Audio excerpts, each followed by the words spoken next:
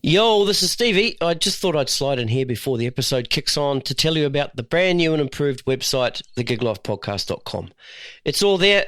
You can follow and subscribe. All the episodes are there for you to stream or share. You can rate and review the show. You can get in touch with me via the contact page with any feedback or guest suggestions. Or you can also show your support and give back to the show. thegiglifepodcast.com. See you there.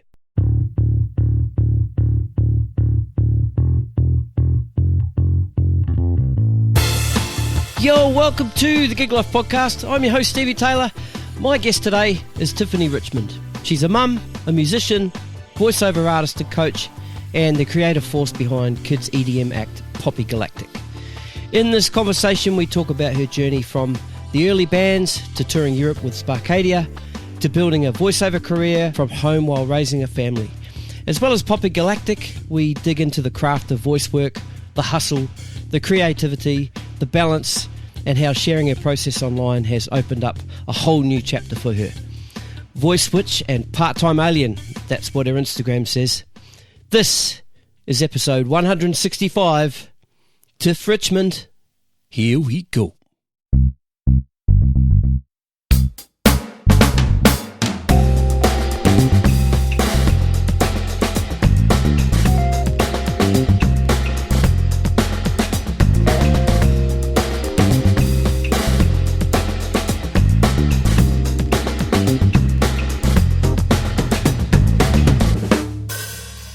I think we're rolling. Tiff Richmond, welcome to the Gig Life Podcast. Thank you for having me, Stevie. Sweet as, nice to meet you. You too.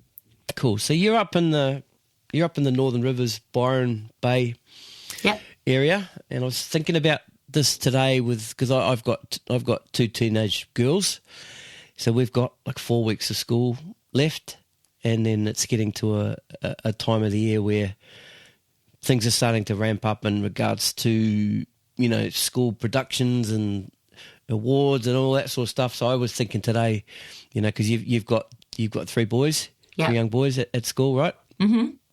How's things starting to sort of ramp up there in Byron? Yeah, it's starting up here too. I think a lot of my focus has been on my middle boy, Finn, because he's playing so much basketball at the moment.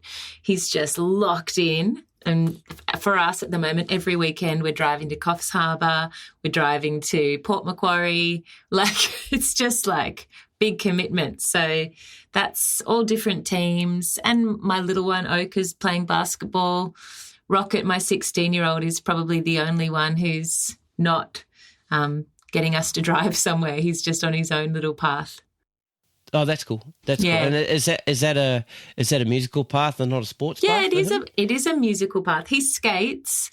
He skates and he surfs, but his focus is more making electronic music at the moment.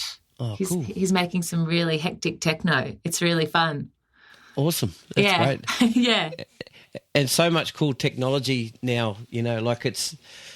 Yeah, I mean, if only we had that kind of, equipment, like sort of in the box type equipment when we were younger. Well, I wish I did. Yeah. Yeah, he bought a drum, not a drum pad. I'm not sure what it's called, but it's some sort of pad, synth pad, where he can program all different sounds, and then he saved up for that, and then he's using FL Studio on his laptop, but then he accidentally shut the laptop on his speaker cable the other day and cracked the whole screen, which is devastating when you're 16 because it's so expensive. It sure is. So now he's got an HDMI cable into the TV and he's programming his music from his screenless laptop into the telly. Right. Right. So I know the feeling of the broken laptop because my cat likes to kind of gnaw on the corner. Well, she used to like gnawing on the corner of my laptop. And one day she caught the corner while I was doing something and then just screen went to black. Oh. Yeah. And it cost me $900 to get it fixed. Oh, my God. Yeah, you know the pain. Know the pain. Know the pain. Yeah. So, so today we're going to, chat about your life and your career and what's really piqued my interest. It has for a long time is voiceover, and sort of voiceover coaching. And, 99% of the people that I've had on my podcast have been, musicians or artists or producers, and I've always wanted to speak to a voiceover artist. Ah, well, that's good. I'm glad I could help you with that. And then because you've sort of fairly recently started posting stuff on your socials and showing some of your process, which I find that it's really fascinating. It's really cool. So it'd be cool to a little bit later on dig into that stuff. And but obviously you're not going to give too many trade secrets away. I'm happy to share what I know for sure. How busy is that keeping you at the moment? Keeping me pretty busy. To be honest, I have been super busy being a mum for the last 16 years, and I've been kind of taking the work that comes in. I've been very lucky to have some regular clients that followed me or stayed with me when I moved up from Sydney 10 years ago, and that I can still service the voiceover jobs they require from my home studio remotely. So I've been lucky to have some regular jobs like that, because that's your bread and butter and that just keeps things ticking over. But because I've been deep in mumland, I haven't been on the hustle as much, but I have been waiting for the right time. And this year I decided to fully lean into Poppy Galatic, my kids' band. And, it's been parked for a few years for a few different reasons, but I decided, no, this is something I really want to do. And so I've been writing new music on that. And a friend / music consultant I've been working with, he's a friend that's been helping me as a music consultant to kind of organize my brain and get things moving for this, new body of work to be released. He said, how are you going to pay for all of this? All of the song production and music videos. And this is at the start of the year, I kind of went, I don't know, maybe I'll get another job. And he said, show me your voiceover stuff. Show me your website. He didn't really know about that world. And he said, Tiff, you've got like this whole world over here that you're not really promoting and you're not putting out there, and nobody really knows what you do in that little Harry Potter cupboard, under the stairs. Why don't you just push this a little bit harder and see if you can generate more work from your voiceovers to then feed into Poppy Galactic and get the music out? So initially that was my strategy. I thought, okay, cool, I'll get in front of the camera, I'll do a bit of behind the scenes, I'll share some of my things I know, thinking this is going to be really boring for people and it's such a weird little niche world that it's so normal to me that I just thought everybody knows how to speak, everyone knows how to speak.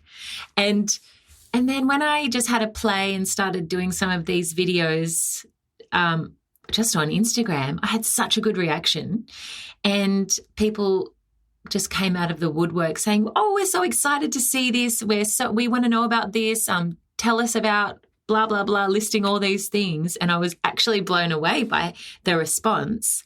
And then from that, I've also got quite a lot more work. So it has been effective. And then who would have thought self-promoting would get you more work? But funny that, eh? It's so funny.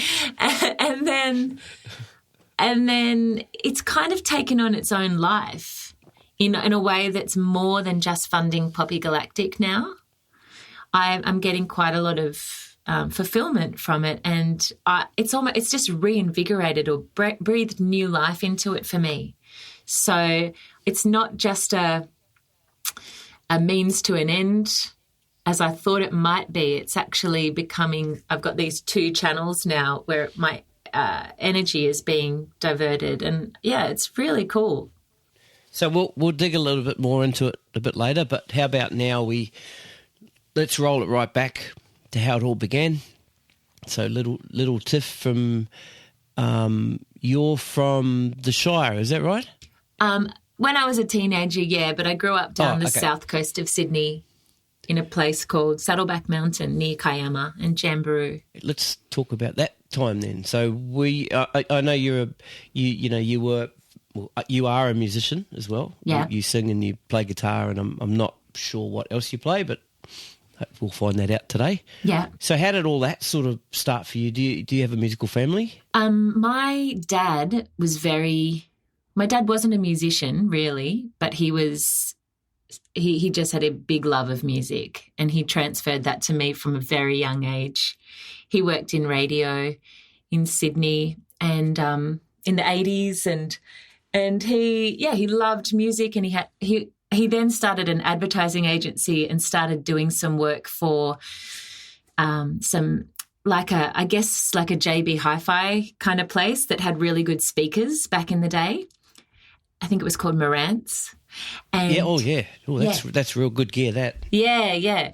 And so he always had really good speakers, and I remember him teaching me how to, when I was like 4, you can touch this, Tiff, but this is how you have to use it. And so I was allowed to use his CDs, and I remember probably my earliest musical memory is from Dad giving me Madonna's cassette, Like a Virgin, when I was about 5, and that just opened a whole world to me.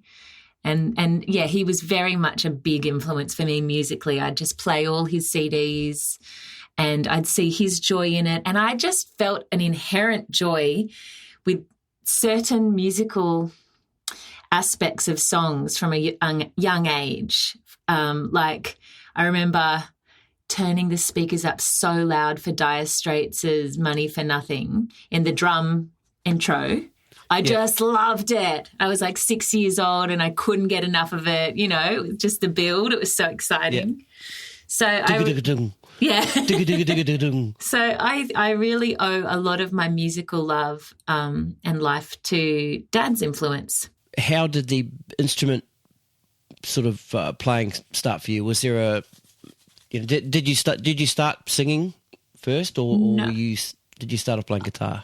I always sung just as a person, not professional, like not with lessons.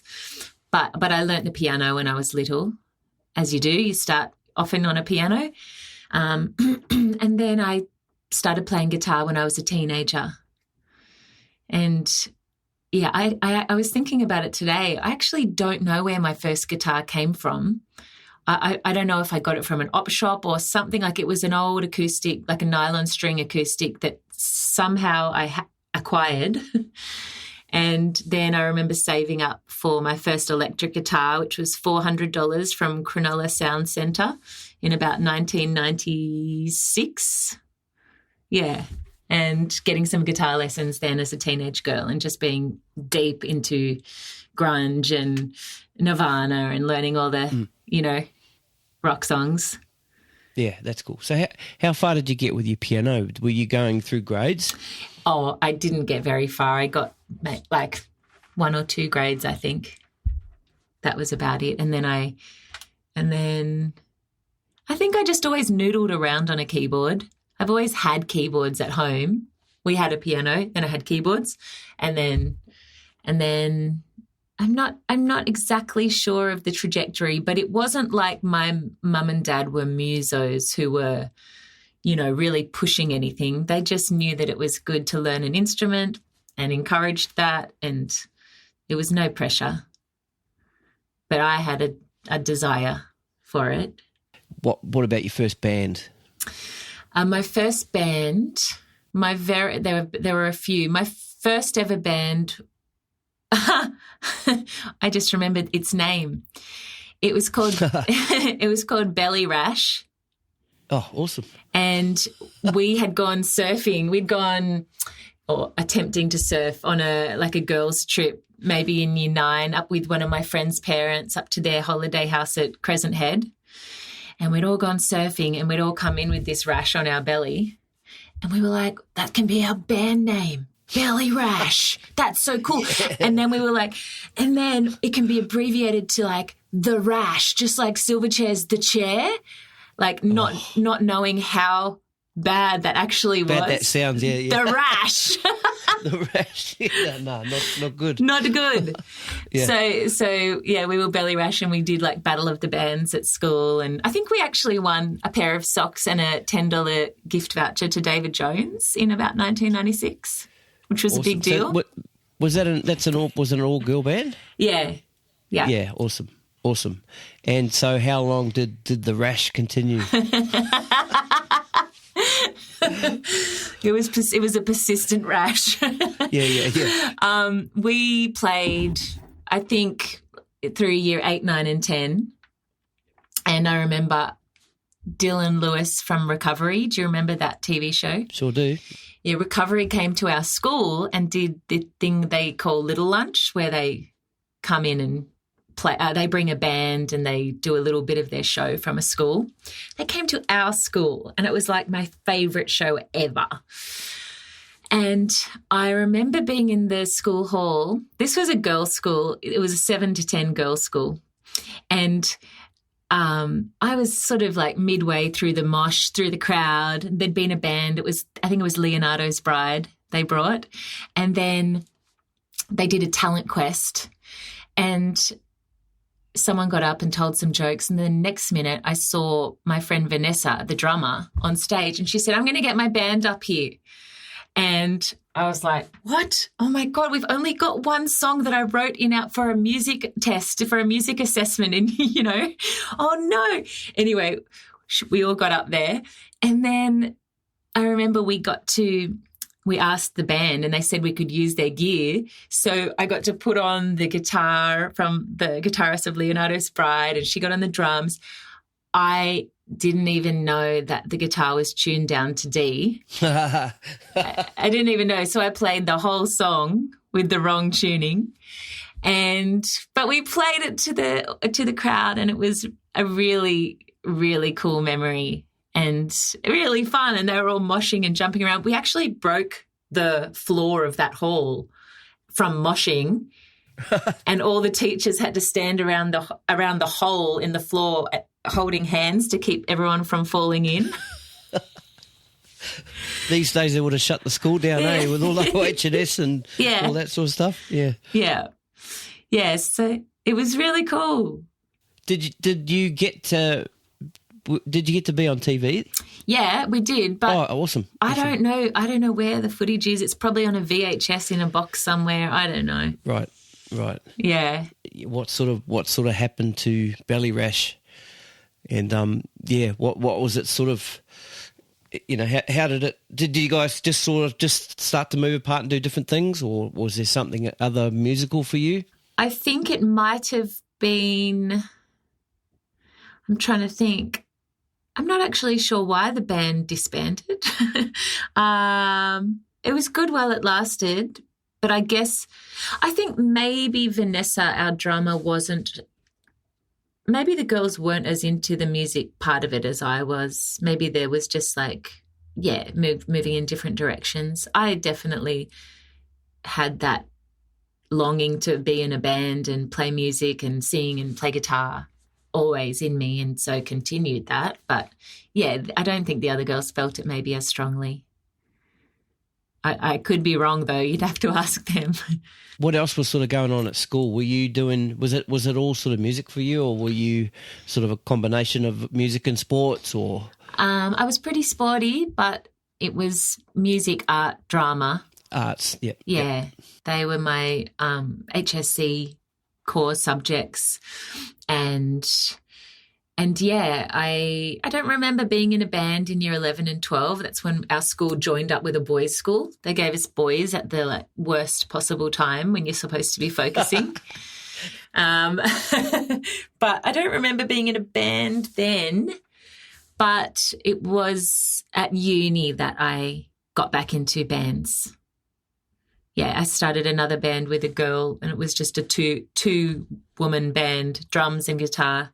That's awesome. Yeah. So what did you do at uni? What did you go to uni for? I did an arts degree, and then I did a master's in media practice. So that would sort of the media practice that would hold you in good stead for the, what you're sort of doing with the voiceover stuff and knowing the business a little bit, right? Yeah, it did. It did. To be honest, a lot of what I learnt I learned a lot of great things, but a lot of what I learnt about the media made me want to have nothing to do with it. The commercial media, I just kind of... Anything specific?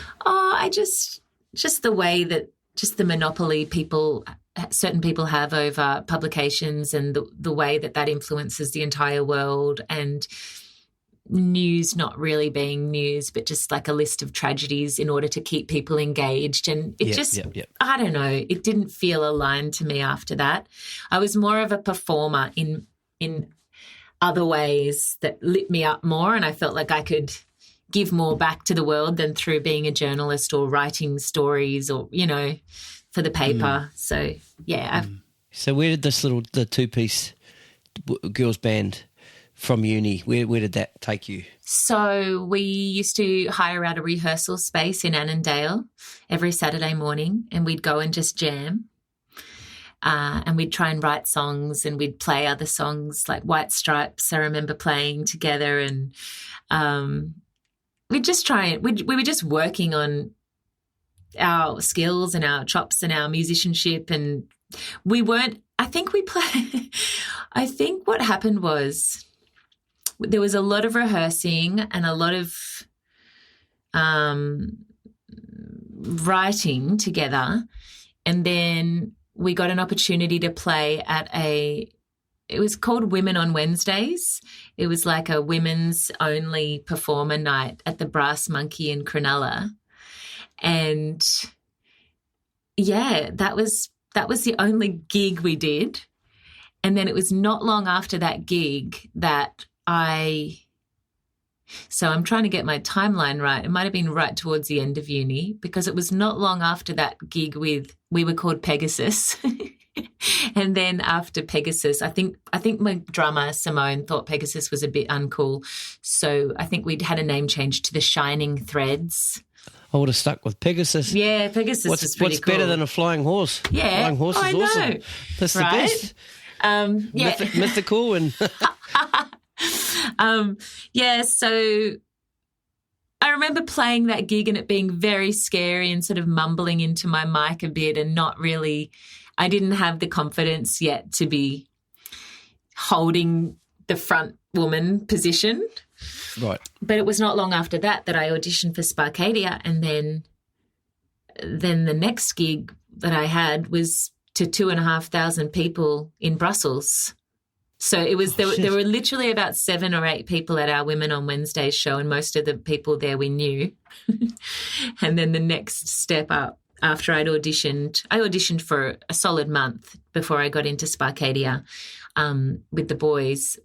We auditioned, and then the first show we did together was overseas. Yeah, wow. Yeah. So do you mean rehearse or audition? You just had to keep coming back for auditions?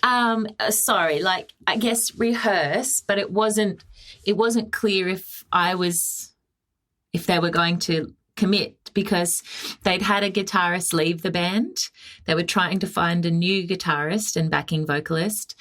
I had seen the ad on a website called Arts Hub, and I had been working at my dad's ad agency as a copywriter, and I just was looking for something more performative, I think, and creative.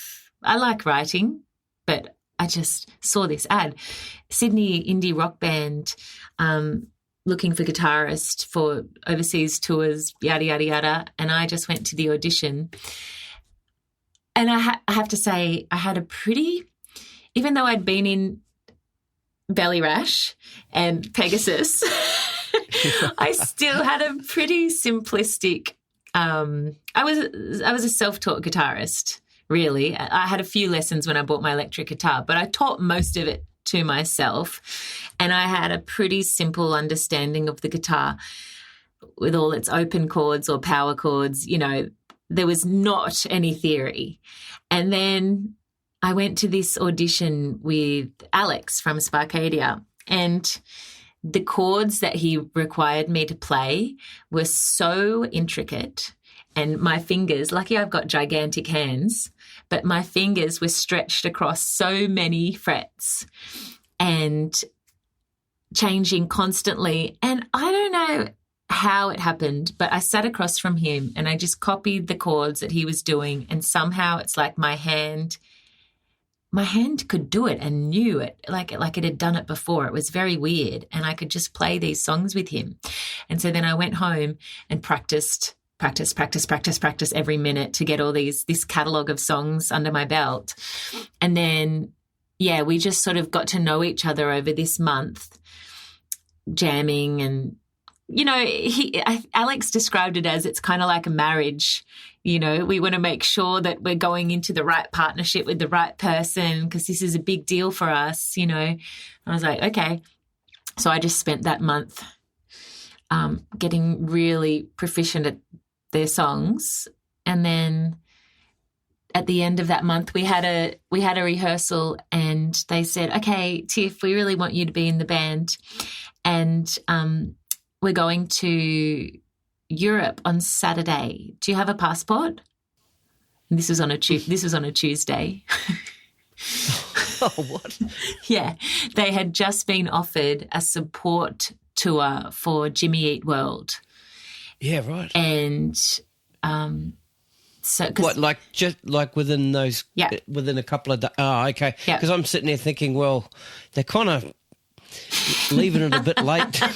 offer you the gig, and you don't want to do it if they knew that this tour was happening. But no, they didn't. No, it just came up, this opportunity, and because they had a record label, like a boutique kind of label, managed them over in the UK as well, and Russell Warby, who was the kind of parent company owner of that, was connected to all these big bands, and said, let's get one of the bands from this little boutique agency to support, you know.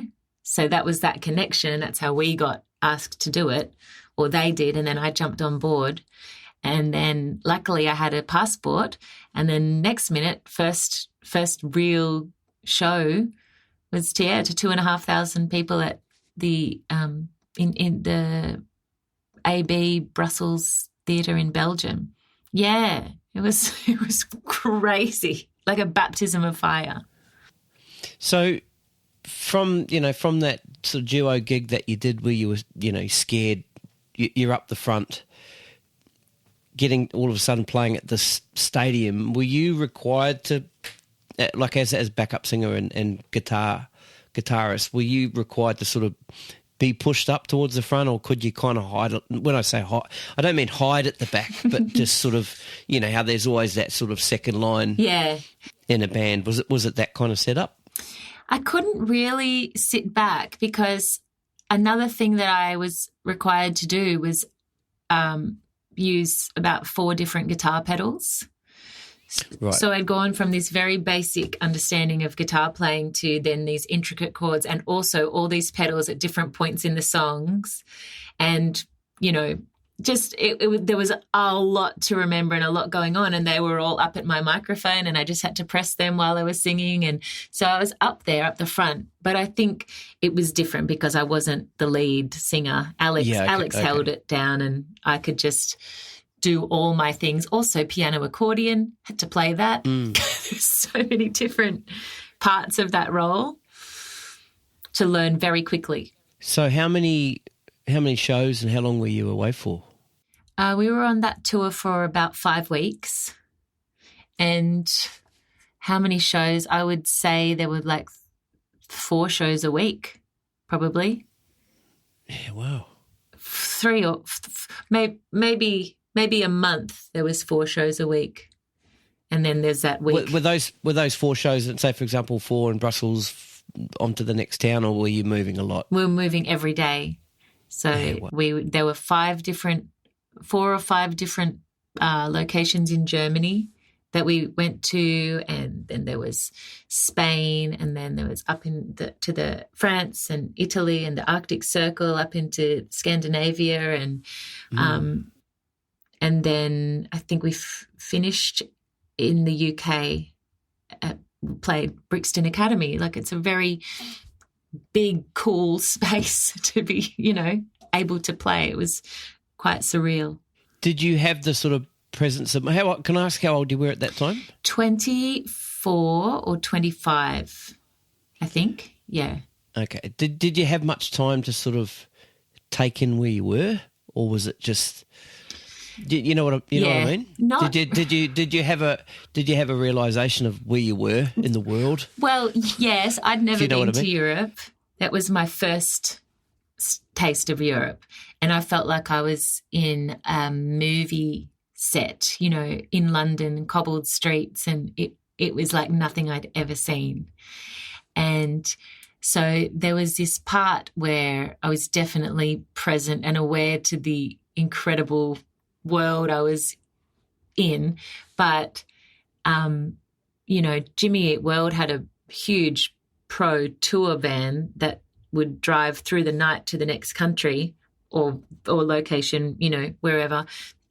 And so then they'd wake up and get to experience that area all day until the show, whereas we'd play our show, which is very, just like this is common for the support act. We'd play our show and get back in our van and go and stay at a youth hostel and sleep, and then get up at 5 and then drive 6 or 7 hours across to the next place and get there for sound check. And there wasn't much time to explore unless we had a day off. But it didn't really matter. It was just such a incredible way to see the world, especially with a band. Like, I hadn't experienced touring before, and then suddenly I'm developing a friendship, a very, very new friendship. We'd only known each other a month. I was living in the same sleeping quarters and everything as these 3 other guys, day in, day out, and really becoming quite, like the camaraderie of being in that extreme experience of being on the other side of the world. It's just us. It fuses you together in a really fast way. And yeah, it was very special, and I feel very grateful for that experience. Okay, so you come home. Are you still in Sparkadia? Yeah. Yeah. So how long were you there? I was in Sparkadia just over a year, but we toured Europe twice and we toured Australia about 3 times in that year. Right. So that second time back to Europe, was that on the back of another big band sort of tour, or was that you went and did your own thing? It was a summer festival circuit.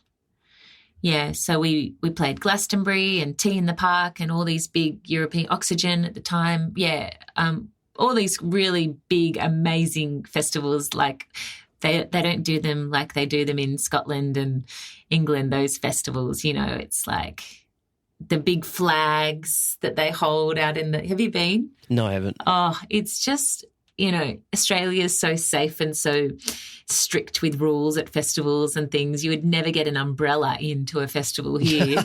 And they've got these like giant poles holding these flags waving, and it's just, the energy is so electric, and that collective feeling is just incredible. It's really fun. Yeah, that's cool. That's awesome. Okay, so how did that thing sort of die off for you, the Sparkadia thing? What changed there? So it was a really intensive year of touring, and we weren't really getting paid. Any money that we got went back into a kitty to pay for flights and freight and all that stuff. And that was kind of pretty hard, like supporting myself. And I think another part of it, which makes me sound like such a boring person, is that like it was a pretty intense lifestyle, like rock and roll. You're drinking a lot, you're not sleeping much, it wasn't really that sustainable for me. I don't know if I'm just a lightweight, but I just had a year of solid touring and drinking and having fun, and I also fell in love at that time. And so I don't know, I was just really craving something that would ground me, I just wanted to be in my own home for a while. And what actually was the impetus, now that I'm thinking about it clearly, I think what actually happened was I fell pregnant with Rocket, with my first baby.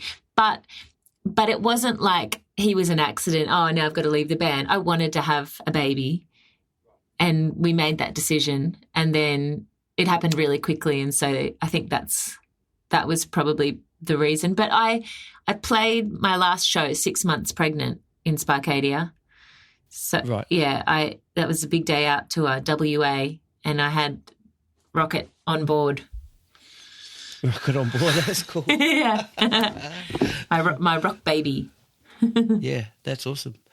So, okay, so it sounds like it was pretty intense sort of couple of years there, and then all of a sudden you're a mum. Yeah. Right?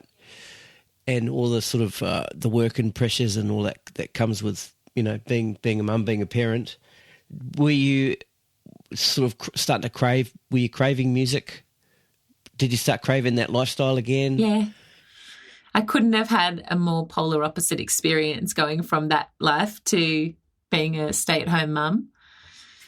And yeah, I definitely... Especially because Rocket's dad would have been out touring and doing what he did, Yeah. That was his thing. So yeah. So were you sort of, I can imagine you'd be missing it. I was missing it. I was also, I think, underprepared for motherhood. I was quite young, and I didn't really have that many people around me that had babies. So I really jumped into it quite blindly. Yeah, right. I wouldn't regret anything about it. It's just that Sure. the contrast was stark, and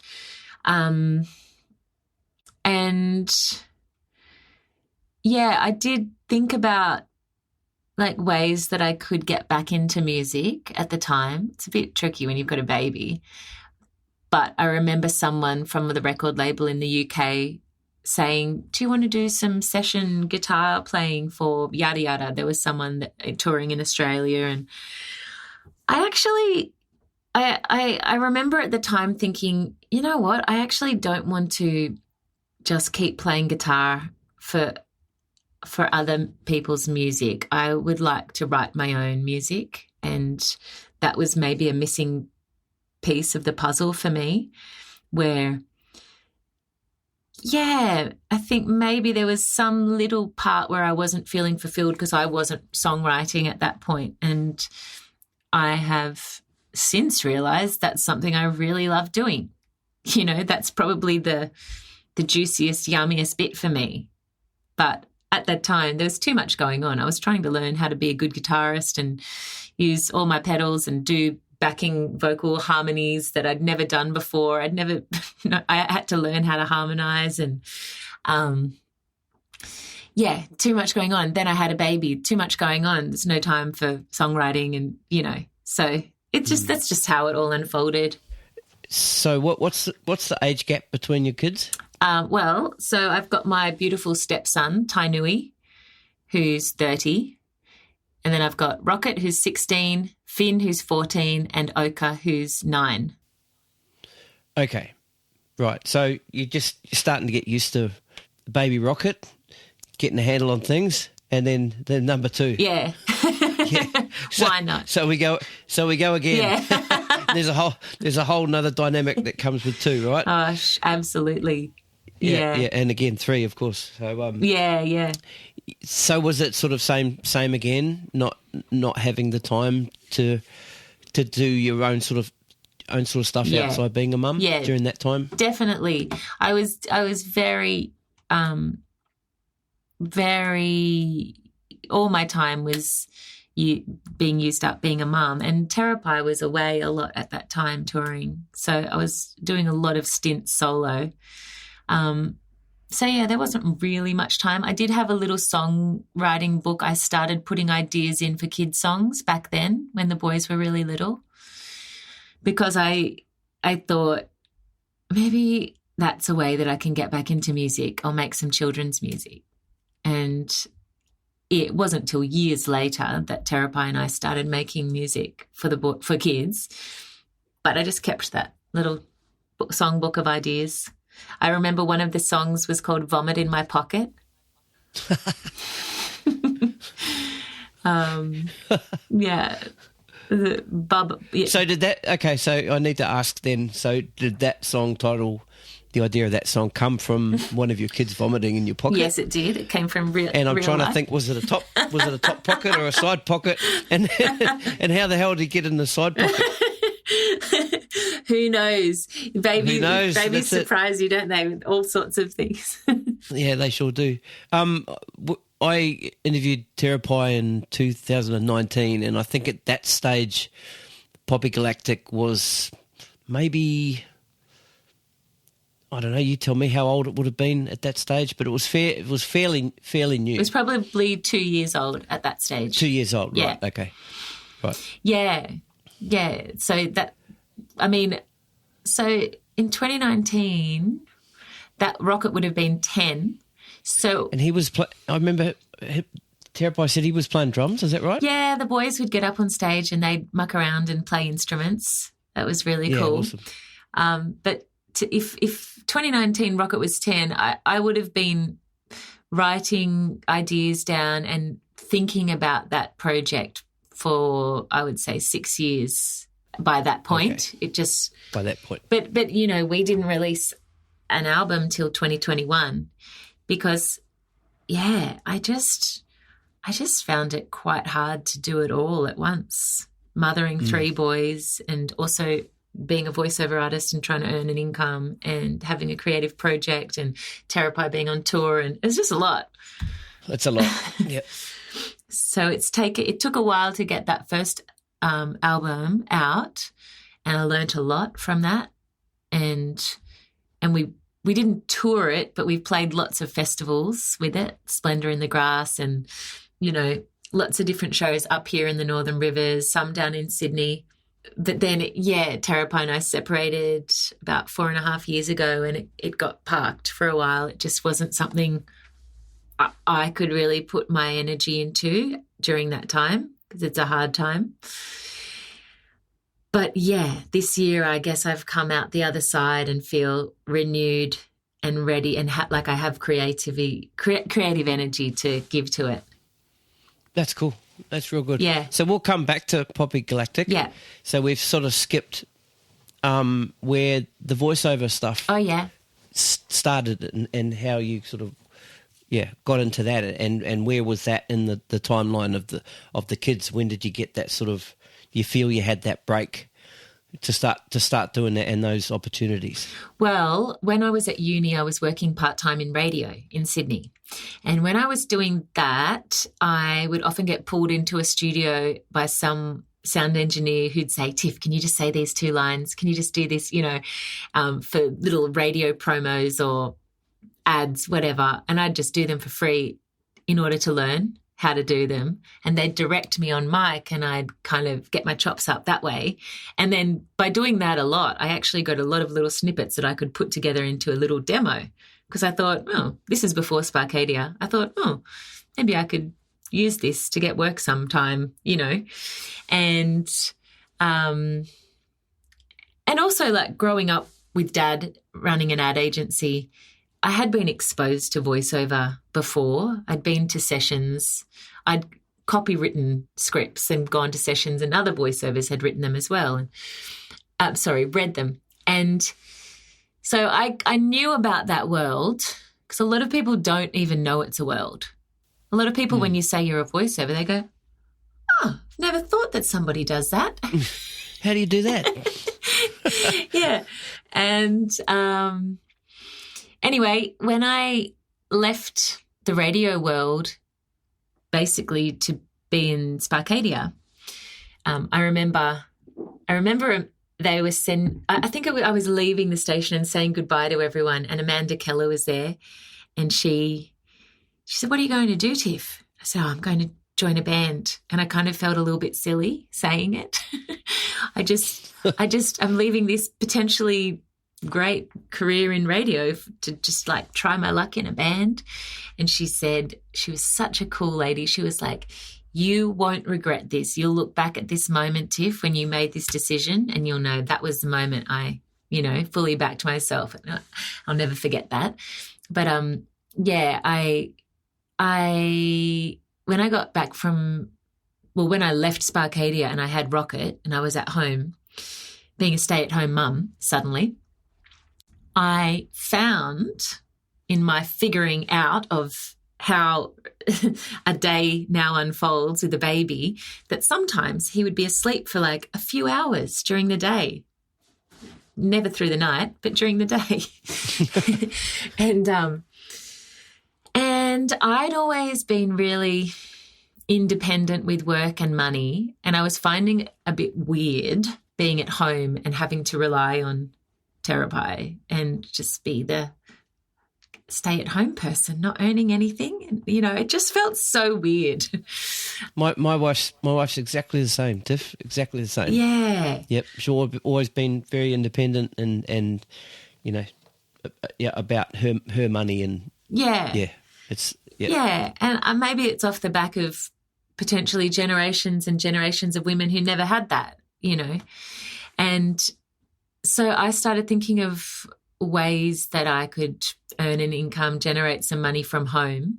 And I thought, well, we got all this gear at home, this, recording equipment, microphones and interfaces, and we've got Logic Pro and for music, recording. So I just sent out some emails to old radio contacts and said, hey, if anyone needs some commercials recorded, quick turnover, I'm at home in my studio, which was 2 mattresses in the corner. I'm under. They don't know that. They don't know that. No. And it was under Tainui's loft bed thing he had in his room. It was such a pokey little thing. Not that unlike where I am right now, to be honest. Yeah. Not much has changed. But yeah, people came back to me and they said, oh, cool. And they started emailing me a few scripts every now and then, and I'd lay them down when Rocket was asleep, send them back. And I slowly started getting more and more work that way. But then I joined an agency where I would get sent ads for regional Australia, and they didn't pay very well at all. But super low, like $20. And in the voiceover world. For how much of your time? Well, when I was starting out, it would probably take me a solid 45 minutes to an hour to get the right read, to get it to the right time, to chop it up and bounce it out and get it to them. So you're doing that as well. You're doing all the post production not post production, but you're doing the editing of your read, and then the file gets sent. Just very basic editing, just debriefing and cutting your mistakes out. But it was peanuts, but what it did do, it was kind of like an online course. It was kind of like a voiceover training program because I got really good at timing a 30-second read and timing a 15-second read and knowing how quickly I had to speak to do that. And I got good at editing, and I just got all my skills from doing these jobs not every now and then. Every day I'd do a few, so I'd be earning maybe on that Tuesday I earned $60, because I did 3 of those, and the next day I earned $40. And anyway, it was just something while I was at home with the baby, and it added up slowly. And then I got to a point after a year or so where I felt quite confident, and I wanted to get an agent because I wanted to stop doing $20 reads. I wanted to, and so I made a demo, and a few people said, you should go with Sophie German. I got 3 different people say to me this particular agent, and I took it as a sign. And it took me quite a while to convince her to take me on because voiceover agents don't take people on lightly. There's not a huge quantity of work, and there are a lot of people that want to do it. So you really have to show that you're going to be super proactive and successful at what you do from the get-go. And, I just kept persisting, kept emailing her, kept calling her, And then finally she had me in for a meeting. She was a bit cautious. She's like, Tiff, it doesn't come easily. You've really got to be out there trying to source your own work as well. You can't just rely on me. Like, it's got to be a collaboration. I was like, yep. I basically sold myself as, I am getting so much work. I just need someone to manage it. Really. Like, I didn't say that they were super cheap jobs, but I think I'd got maybe one or two good jobs without an agent that gave me a little bit of clout where I could say, look, I got this job and I got this one. And so she took a risk with me. And then she was instrumental in that voiceover career really taking off. She was, and I was together, because voiceover work requires you to be really flexible and really available at the drop of a hat. And it's changed a lot because so much of it is done in home studios these days. But back when I was starting out, when Rocket was a baby, so 16 years ago, or 15 maybe, they would call and say, can you be in North Sydney in 45 minutes? And you'd go, yep. And then I'd have a baby under my arm and go, oh my God. And then I'd just start driving and be calling a friend, could I drop Rocket at your house for an hour? Or, and then I'd just have to call my mum. I have to find somewhere to drop the baby, but it's only an hour. You know, voiceover sessions are short, so I could manage it, but you just have to keep saying yes at the start, you know? So I just kept saying yes and figuring it out on the way to the job. So you were living in Cronulla at that stage? Yeah. So was the majority of that work in the city? Yeah, were all you of having it. to get to all of it? Okay. Pyrmont, Surrey Hills, North Sydney, Glebe, nothing down south. Right. Yeah. Mm. So there was a lot of driving, which to be fair, it was almost like a little break from when you're so deep in motherhood. I'd just get a little bit of freedom for an hour or two. So would Rocket sleep? Was your sleeper in the car? So there's your break, I suppose, eh? Yeah. Well, I remember, I think it was more Finn who was the baby I actually carted around to sessions, because by that stage I had quite a few regular clients and I'd built up relationships with them, and I'd had this, you know, beautiful baby, but it's kind of crazy, and I kind of regret doing this a little bit back in the day, but it was often when people went on holidays or weren't available in their regular job that they'd lose their job. And so if a voiceover artist would take a couple of weeks off without their microphone, they'd get a new voice in to fill the spot and go, oh, we actually like the sound of this voice. Let's just give it to her. So people were quite protective of their jobs. So I would take Finn, my very young baby, to sessions sometimes and just hand him to Sam, the sound engineer, and say, Sam, would you be able to just hold Finn while I record this? You know, quickly record my thing, and he'd just be like 25 holding a newborn baby on his chest while he's trying to like do levels. And which, like I said, in hindsight, I feel bad for Finn having to be carted around to these jobs, but it was the way that I just kind of had to, well, I believed I had to keep the work coming in by being available. But I wouldn't do that now. I'm interested in some of the technical side of it. Not from recording, editing, that kind of stuff, but more. And you know, this, like I said earlier, came from the interest I got from watching your videos and how the way you're moving when you speak, because it's all about, if it's a certain type of read, certain type of mood, you've got to somehow take yourself from whatever mood you're in to the mood of that read, right? So absolutely. So I'm curious about how difficult it is sometimes to get, you know, if you're having a really shit day and you know, or even times of day as well. I mean, just so for me personally, I find the older that I get now, because I'm 50 now, and I started this podcast like 7 years ago, I had so much more energy in the nighttime. So I was going out and doing interviews at 8, 9 o'clock at night, and I can't do it now. No. they've got to be earlier, and I can't. I have a hard time getting my voice to work. Yeah, and to be switched on to not perform. Podcasting's not really performing, I suppose, but it is in a sense. Right, because I've got to sound like I'm here and I'm interested. Yeah, you know what I mean.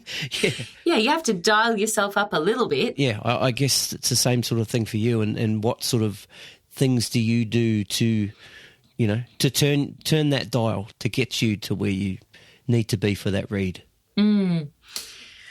Well, the interesting thing I learnt from voiceovers over the years is that when you do, so I will get to how I get into how I dial myself up, but where I have always found, like, voiceovers is, you're there for an hour, you have to show up with your best self, you leave your day at the door, the producers and the agency and the sound engineers and everyone who's involved doesn't have time for anything other than you showing up and making things easy. So I learnt that pretty quickly. And I think I might, because I've done a lot of acting when I was younger, I feel comfortable becoming a character. But what I would find was that if I had a shitty day and I had to steel myself and find some inner resource of enthusiasm to step into a studio with, I'd get behind the mic and I'd start behaving like that, and I'd bring my best self and I'd change my voice. I'd, bring all my energy. I'd be speaking from my diaphragm. I'd be doing all the things that create a good voice. And usually when you're reading a script, a voiceover script, it's usually kind of upbeat. It's not like being a downer, unless it's a ad for smoking or something, I don't know, but it's usually selling something or telling people about something cool, So I'd be speaking in this elevated, excited way, and 100% of the time I would leave feeling like that. Yeah, cool. And I found it transformative and a really big lesson in how we can trick our biology by behaving a different way. It's not I don't want this to be toxic positivity where you just put on a smiley face over all your pain. But there are tools that can help you get out of funks within your voice and within your posture and within the way you hold yourself and behave in the world, that it's quite liberating. And so I think from years and years of doing that and learning that, I know I'm so tired and I really don't want, I used to do, not right now, I'm not tired, but if I have to do a voiceover job late at night because it's due in the morning, I used to also, like you were saying, I used to do that all the time. Yep. And now I couldn't think of anything worse. After the kids have gone to bed and I've cleaned up and going and putting on the headphones and then having to bring all my energy. but sometimes I have to. And I do have the body awareness that I'm going to feel good at the end of it. Yeah, okay. So I can kind of psych myself up, do it. Sometimes it actually activates me too much and then I can't get to sleep. So it is really powerful. But so that's one way. I have the payback. I have the experience now to know that I'm going to feel good at the end of it, even if I'm feeling bad at the start. But there are other, it's a fine line, isn't it, between pushing yourself when you don't have the energy levels and you really should just rest. Because I think I used to do that a bit too much when I was younger too, and just hammer it and go, I've just got to bring all my energy to this and do it. I've just got to do it, and the deadline is tomorrow, and and then deplete myself so much. But the good thing is, voiceover work, it's usually not really long. It's just a short little chunk of work that you're going to do. So it's not like I'm going to be sitting in there for 4 hours with that level of energy. It's just, So I'm sitting here thinking, would that technique work for me as a interviewer? Like sometimes interviewing people for 2.5, 3 hours, then that's how it's got sometimes with some people. Yeah. Can you imagine me right now sitting there? Hey, hey, Tiff, that's great. And then like doing like we're just over an hour now. Couldn't do it. Not a chance. No, it's short form. It's a short form solution. It's a solution, right? Yeah. Right. I interviewed a young lady 4 or 5 years ago, I think, and we did the interview at the library at Bondi Junction, right? So we had this room hired out for about an hour. Just over an hour. So I got in there and I set up my gear, and she came in and she started doing burpees and star jumps. And I went, "What are you doing?" And she goes, "This will get me talking." and sure enough, she's. Wow. Yeah, it was amazing. So I've tried that a couple of times, and it didn't work for me. I haven't. Not the burpees, but the star jumps to try and. I understand now because I've thought a lot about it. How she has got to that point, because I do a lot of running now, so I find that after I've gone for a run, I come home and that 1 to 2 hours after a run, I am as productive as I will be all week. Yeah. But I can't do that before every interview. I can't go for a run. Sometimes I can. Yeah.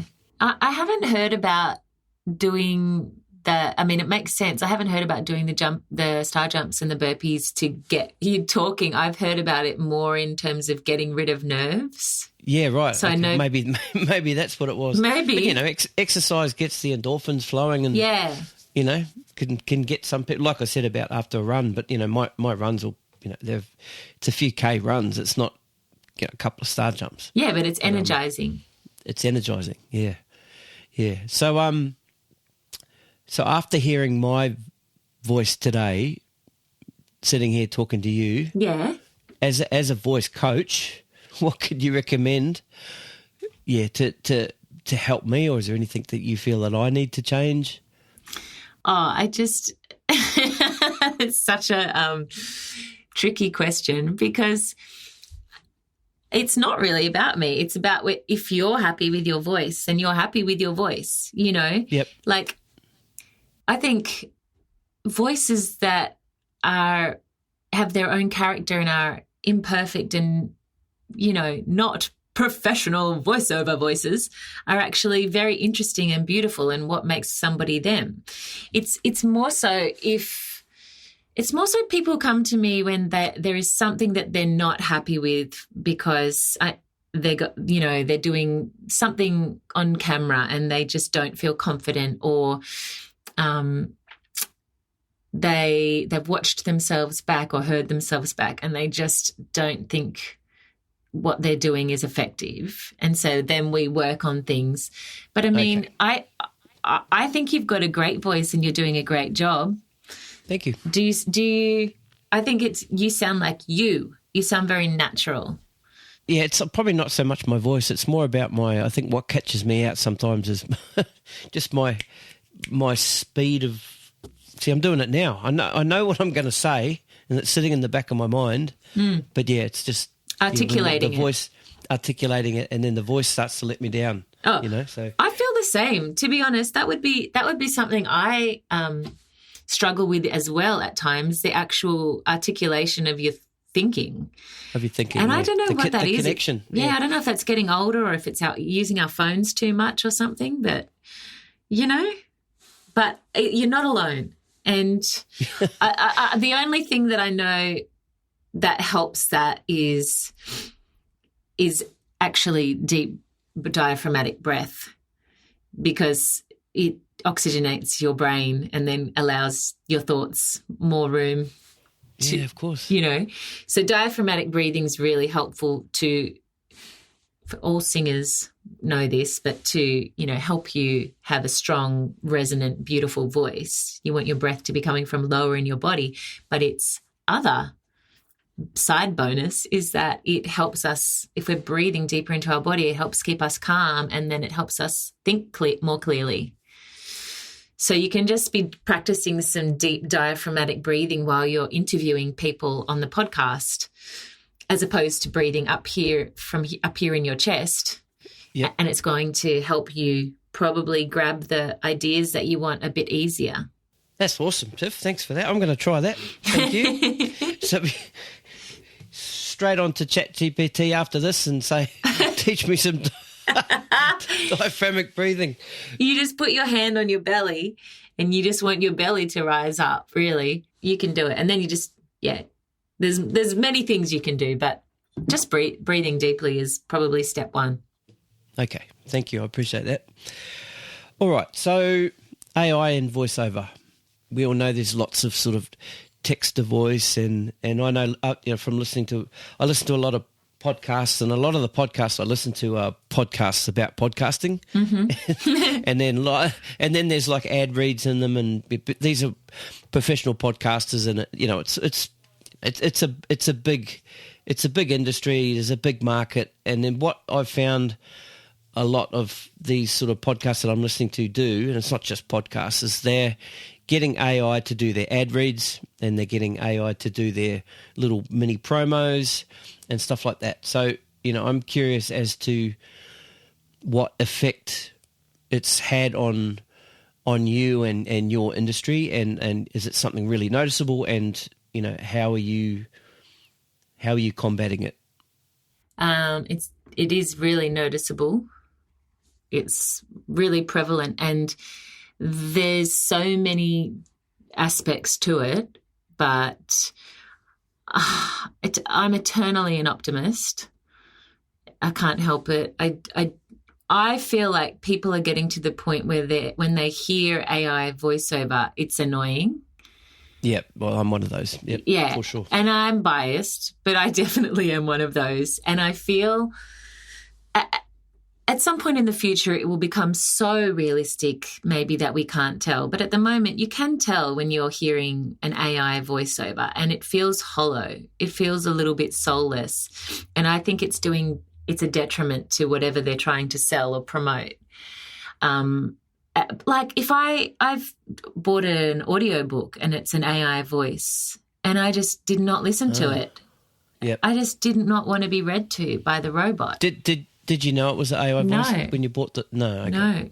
And it was really upsetting to know that, wow, these big companies are choosing an AI voice right now over a real voice. I'm hoping it's having a moment where people are trying it out and then they will realize, oh, actually humans have soul, and it's more than just the technical aspects of a voice moving. Like there's actual energy coming out of a person into a voice, into a device, and people can feel that. So I potentially unrealistically optimistically think about it like that. But there have been so many really great people jumping in quickly to try and advocate for voiceover artists and voice actors by trying to get more regulation and trying to get contracts written up that actually protect people's voices, because a lot of voices are getting stolen as well, which is pretty scary. I think Sandra Sully was one of the people that, the newsreader Sandra Sully. Yeah. I think she had her voice stolen. So the people must have just taken all that data from all that news reading and put it into the program. And then she heard this. Someone said, "This sounds like you," and it was. Scarlett Johansson had it happen with was that with ChatGPT? I think initially maybe used her voice. So there's a lot of people trying to get more regulation around it. There's the Australian Association of Voice Actors that Simon Kennedy has just started, maybe a year or two ago, to start offering a place for voiceover artists to go and seek guidance and have access to contracts that they can then give to people who want to use their voice for AI, that don't just give away everything forever. So that's really cool that he's doing that and that we have things like that. But it's just a bit of a wild, wild west, new frontier. and there's definitely less work. Yeah, okay. Yeah, that's not good. But one thing I did read today is that, some people are actually, so their voices are getting cloned, but they own the rights to their voice and they're actually selling the clone and making money off the AI. Yeah. So that's what I think these contracts that you can get through the Australian Actors for Voice Artists, that's what that's for. Okay. So you get someone. Yeah, they have power back and they can have control over the voice that they are, selling out there. There are conditions. You can have it for this long or this much data or whatever and be compensated rather than cloning and being stolen. Like, it's crazy. It is crazy, yeah. Yeah. Yeah. But, yeah, I'm glad you agreed to chat a little bit about that, because I know it's probably something that's bothering yourself and certainly other voice artists. Yeah. 'Cause, it's not cool. It's not good. But I think, hopefully, I don't know if it's unrealistic, but I just think if people want to do this work, they should definitely still focus on it and commit to it and find ways. There are ways to get work in the world. Like I said, I think it will possibly swing back, at least in some places. I get excited when it's a real person when I'm on hold now. I'm like, oh, this is nice. Yeah. Which I don't think that was never the case in the past. People were like, oh, on hold, you know. Yeah. It makes me think a little bit about, like, back in the 80s, being a drummer, drums went from everything being an acoustic, this is 70s as well, everything being acoustic drums to the invention of things like the Linn drum and other types of electronic pads and stuff, programmable drum machines that, back then it was like, oh my God, drummers are going to be out of a job, I'm advocating to get real drummers in, but, it's definitely that turned around and they quite nicely coexist these days, And hopefully that's the same. Look over my shoulder there and there's a, electronic drum kit that looks and feels like a real drum kit, but it's electric. Yeah. But you can also play it like an acoustic drum. So that's sort of best of both worlds. It's a really good analogy, and I hope there is room for a space for both to coexist as we go forward. All right, let's go back to Poppy Galactic. Yeah, how's it all sort of cruising along now, and what have you got in the pipeline for Poppy and Galactic? I've got 6 new songs that I'm going to release.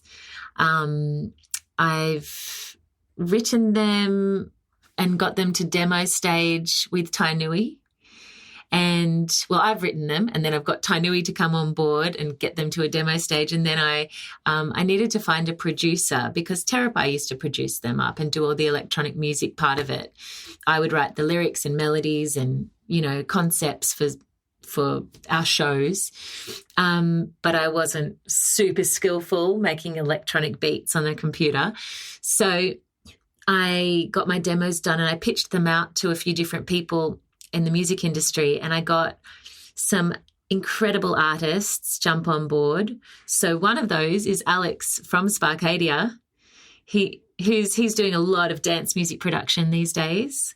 And Poppy Galactic is all electronic dance music for kids, for preschoolers, and early primary school age. And so Alex has produced one of the songs so far and I love it. It sounds so cool. I'm really excited about it. And then Dan Mack from Art versus Science, he's actually co-written a couple with me and then he's producing a bunch as well. So I've got these great people on board the project and they're really bringing the songs to life. And I've been applying for grants and doing all the work trying to get funds in to help pay for all of it because it is pretty expensive, this work. And I'm at the music video stage right now. I'm just about to shoot the first music video. Oh, my cat has just entered the room. Sorry if you heard a little meow. That's all good. So there's 3 of mine waiting at the door waiting to get in. Yeah, he's saying, it's dinner time. Oh, yeah. He's trying to get up. Maybe he's got things to tell you. So I've got these. I'm about to shoot the first music video in a couple of weeks. I'm just trying to get all the moving parts together. There's so much to organise. So much. When you're just a little mum in your stairs cupboard under the house. So yeah, there's a lot of different things, but I'm about to I'd love to release one song this year, fingers crossed. If not, it will be mid-January. And then there'll be 5 more songs after that. I'll have music videos and we'll start gigging. And in the meantime, I've been doing a lot of Poppy Galactic DJ sets, and yeah, that's fun. And I mean, when I say DJ, it's like basic DJing. It's not like proper DJing. Don't tell everybody that. It's, okay. It's real DJing. Real DJing. It is real preschool kid DJing. Yeah. Yeah. And yeah, so just getting excited to relaunch Poppy Galactic back on Earth. So the songs that you're releasing, I mean, you said you're going to release one either this year or early next year. Will the others be as you're going to release them as singles? Yeah, I've been thinking about the release strategy because, I've been a little bit restricted by budget to do a full album. So I was thinking I'll just do an EP. But then I kind of started thinking, I don't even know if it matters for children's music or any music, really. I'm going, the kids that are going to be listening to this are going to be asking for that song or that song. It's not like they're going to listen to this album. So my strategy is just to release 6 singles, over the next 6 to 8 months. And it depends how I go. If I get one of these grants that I've applied for, I might make it an album, but we'll see. Otherwise, I'm just going to use my budget to get these songs produced as well as I can and get super fun little music videos out there and just relaunch it as best I can and take it from there. Yeah, if people want to hear Poppy Galactic's music, they can sign up to my mailing list at poppygalactic.com. Or if people want to do voice work and learn about using their voice in a more fun and empowered way, they can check out my website, tiffanyrichmond.com.au. Links to those in the show notes. Yeah. And I'm on Insta and all those things as well, if you want to find me there. Yep. Yeah. Yeah, I'll link all that stuff. Okay, cool. All right, Tiff, it's been great chatting with you. Yeah, it's been so great. Thanks, Stevie. Yeah, all good. Yeah, once we get off this call, look into that. What is it? In my mind, I'm saying diaphronic, but it's diaphragmatic breathing. Diaphragmatic. Oh, diaphragmatic breathing. Yes. And I'm going to give that a crack. I think that might be a winner. Great. I think that's a good place to start. It's good for so many things. But it makes sense what you're saying. It oxygenizes, gets everything reconnecting in your brain. And if you're nervous, which I'm sure you're not often very nervous, but for people listening that might be going on stage doing a gig or doing a speaking event or something like that, it's the best way. Just to box breathe into your diaphragm before you go into something and just chill your nervous system out. All right, Tiff, it's been awesome talking to you. Enjoy the rest of your week. Enjoy your the end of the year and only 4 weeks to school holidays. Oh my gosh. Thank you so much for having me on, Stevie. It's been really cool. Good stuff, Tiff. All right, catch up. Okay, bye. Hey, you're still here. I hope you enjoyed that episode. Before you go, I need your help to make the podcast better. I'm running a listener survey to get your feedback because without you listening, there's no show. If you have a couple of minutes, please head to thegiglifepodcast.com/survey. Thank you, and I'll catch you soon.